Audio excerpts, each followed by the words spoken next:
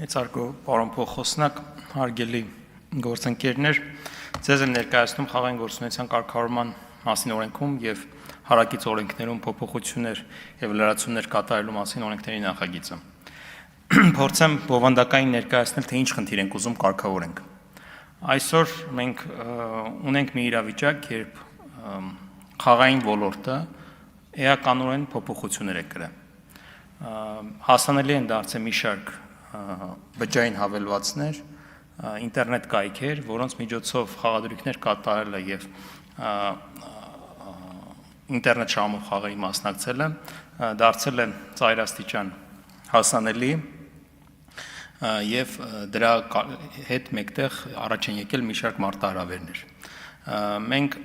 փորձել ենք այս օրենքների նախագծի փաթեթով մի շարք նոր կարգավորումներ ներդնել, որը կօգնի կիրառել այն օրենսդրական սահմանափակումների դաշտը, որը մենք ունենք այսօր արդեն իսկ ներդրված։ Գործող սահմանափակումները ըստ էության այնպես է ստացվել, որ շատ պատշաճ ձևի կամ հիմնականում պատշաճ ձևի կիրառվում են նաև մեր հսկողության արդյունքում լիցենզավորված օպերատորների կողմից, այսինքն լիցենզավորված խաղատների, on-line կայքերի եւ այլ մասնակիցների կողմից, սակայն քանի որ ինտերնետը Հայաստանում բավականին բաց է եւ գրեթե սահմանափակումներ մենք ինտերնետ դաշտում չունենք, ստացվել է այնպես, որ մի շարք ապօրինի խաղատներ, on-line խաղատներ, որոնք Հայաստանում լիցենզավորված չեն, միգուցե ունեն լիցենզիա այլ երկրներում, սակայն Հայաստանի օրենսդրության շրջանակներում որևէ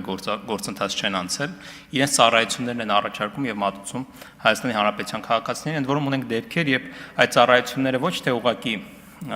իրենց այլ երկրի կայքերով, այլ լեզուներով են առաջարկում, այլ հենց հայերեն լեզվով։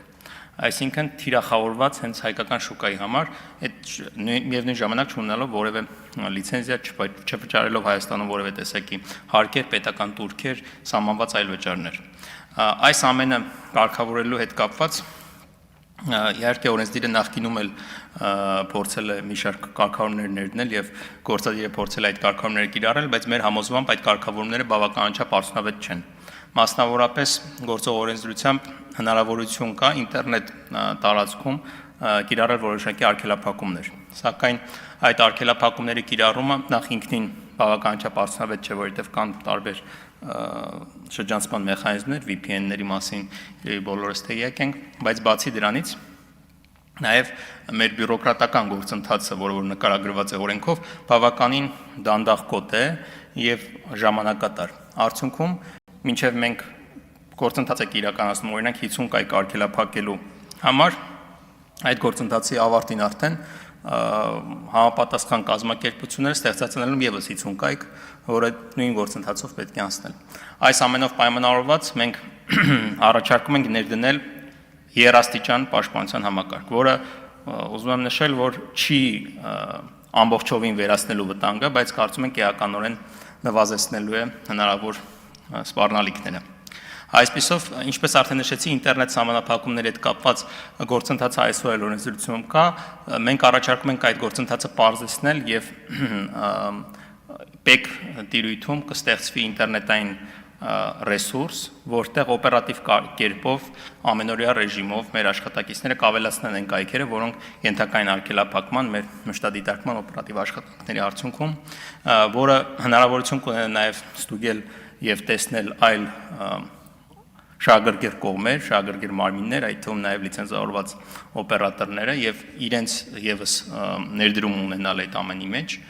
եւ համապատասխանաբար մեր տելեկոմ հեռահաղորդակցության կապի օպերատորները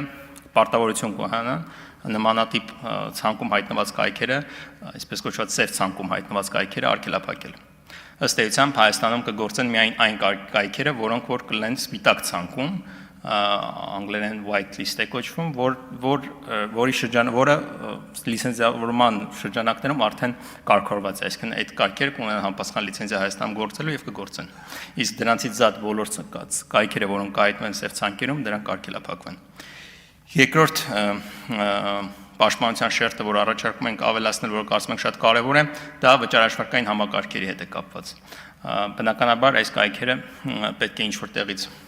գումարներ ստանան, շահումներ փոխանցեն եւ այլն, եւ մեր